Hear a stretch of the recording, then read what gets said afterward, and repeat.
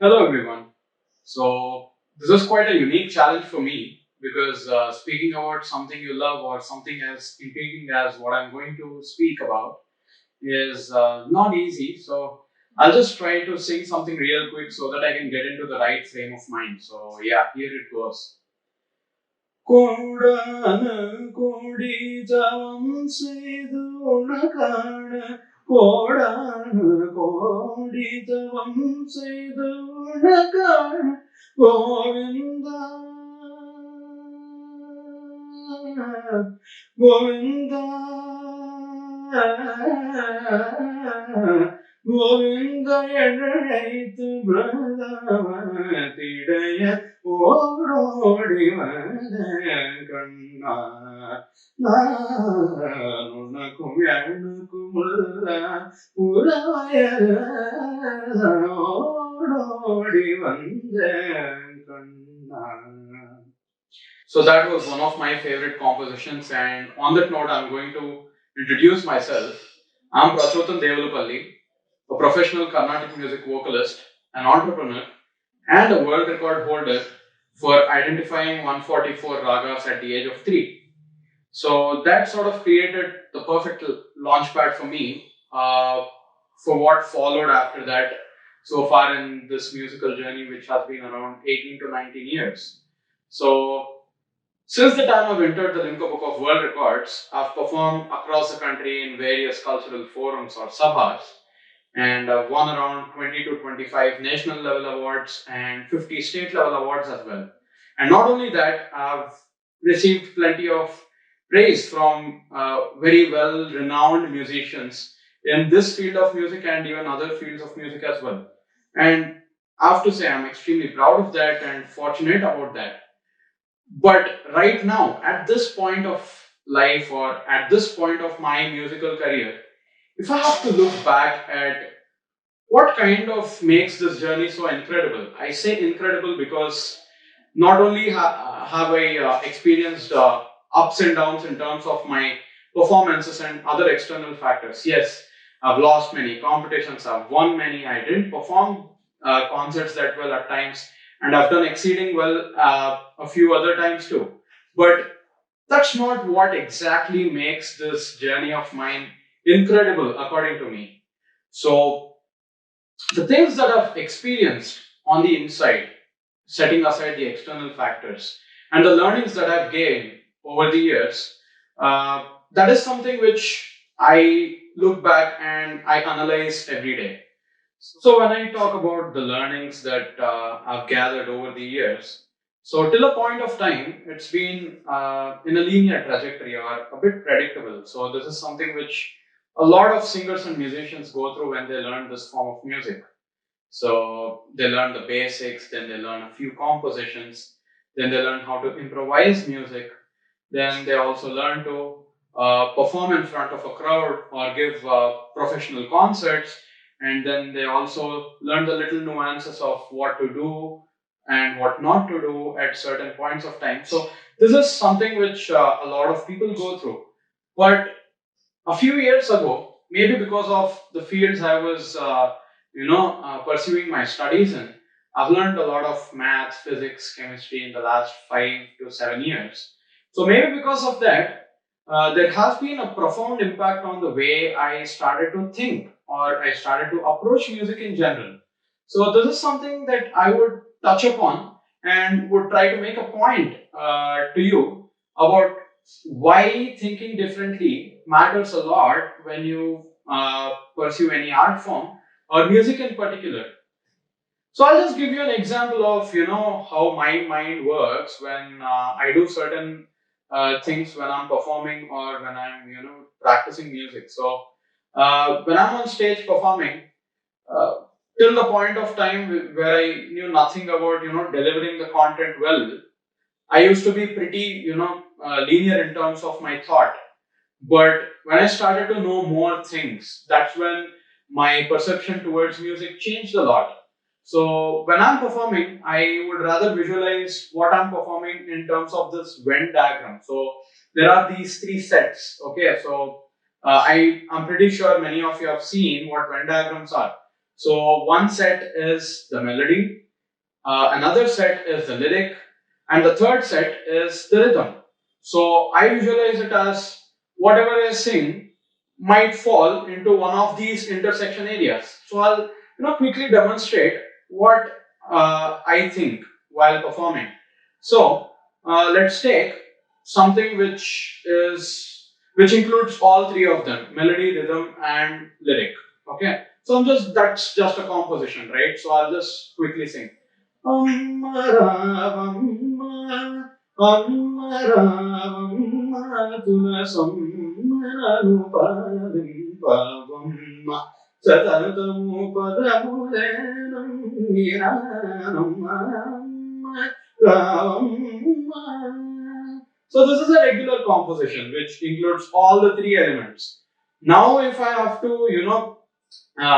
tell you a unique set within this Venn diagram, which is without lyric, I have to sing melody and rhythm. So that is another unique intersection point, right? So we have an improvisational element called as thanam.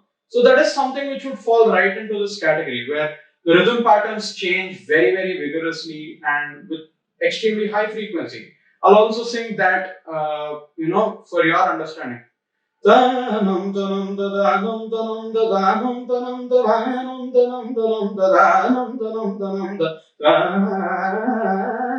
tanam tanam tanam dadanam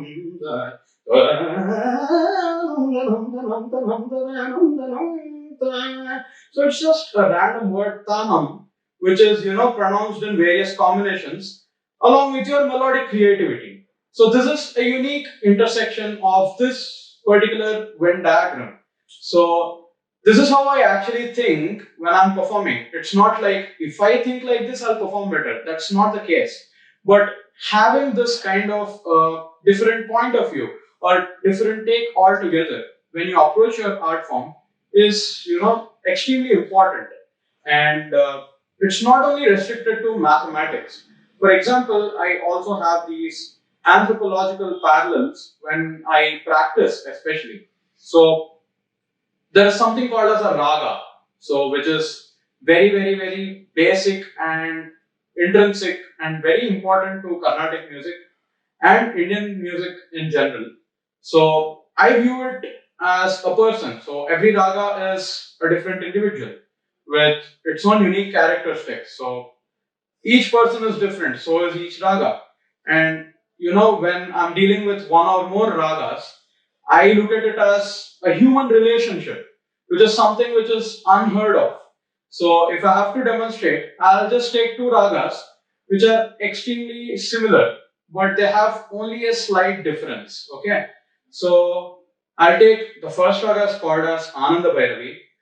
Sagarega ma pada pa sa sa ni da pa ma ga re sa. So this is the raga Ananda Bhairavi. And if I take a second raga, which is Riti Gauda, extremely similar to the first one. Sagarega ma ni da ma ni sa sa ni da ma ga ma pa ma ga re sa. So this is Riti Gauda. So these ragas essentially have very, very similar notes. So the way I view it is, for example, take two siblings of very similar age. They always quarrel and, but they have extremely similar traits as well. So that is how I look at two very similar ragas. So if I have to switch between Ananda Bhairavi and Riti Gauda, I can do effortlessly because my mind is so clear while I'm doing that. And that clarity of thought is purely built by alternate schools of thought, right? So if I'm singing Ananda Bhairavi, so this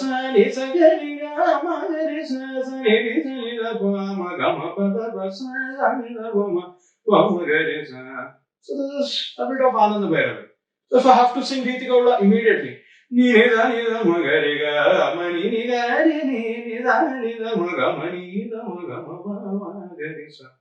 so there are, a lot of similarities, but at the same time, if you tap in the difference at the right amount, you will be able to execute a lot of difficult stuff as well. So we have talked about mathematical school of thought and an anthropological take on this.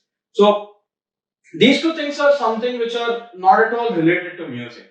So that's what people generally think, because every form of music or every genre of music has its own framework or has its own limitation as being taught to students, and that is something which is not ideal moving forward, because for someone who believes that art and especially music is extremely important when it comes to evolution of humans or developing one's personality and developing one's individual philosophy of thought.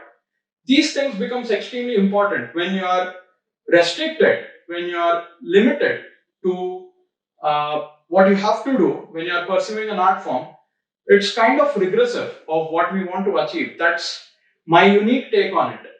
Yes, there are obviously, the subtleties which differ from genre to genre.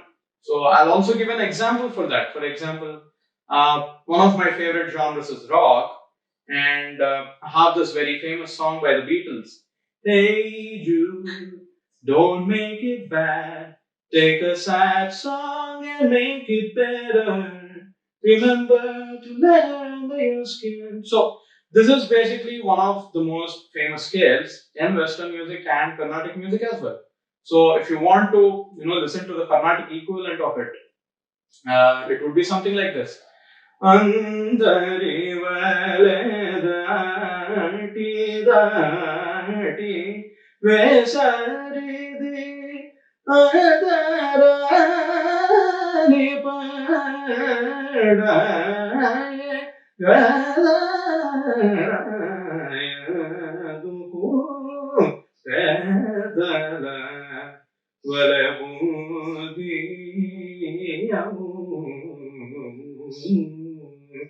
So if you look at these two compositions, they are pretty dissimilar when a person listens to it, because they are from different parts of world, and they are performed by various kinds of musicians and so on and so forth. But what I say is, if you look at it musically, they are essentially made up of the same scale. And if you actually take a microscope and look at these two compositions, right at their granular levels, they are made up of the same notes, in fact. So, what I'm saying is that while the subtleties make these music genres different from each other, there is also a lot of things which make all these genres intertwined with each other. So I say that even if you are learning, or even if you just like an art form or like music, start looking at things from a wider perspective. Start looking at things at a bigger lens or a wider lens, because that's what will expand your thought horizons, and that is what is required if you want to find that larger than life element in art. If you want to find what is that which makes this art form or music beyond your perception.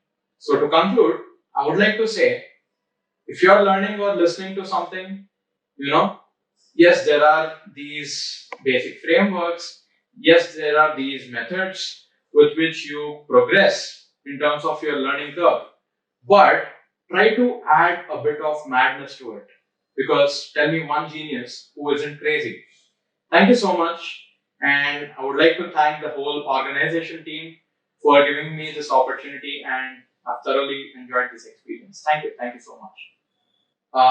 To finish my TEDx talk, I would like to sing something so that we end on a good note. Tajanu takadim, janu takadim, tajanu takadim, janu takadim, tajanu takadim, janu takadim, tajanu takadim, janu takadim, takatarangutom, takatarangutom, takataranguta janu takadim. Janu tajani takatarangutom, takatarangutom,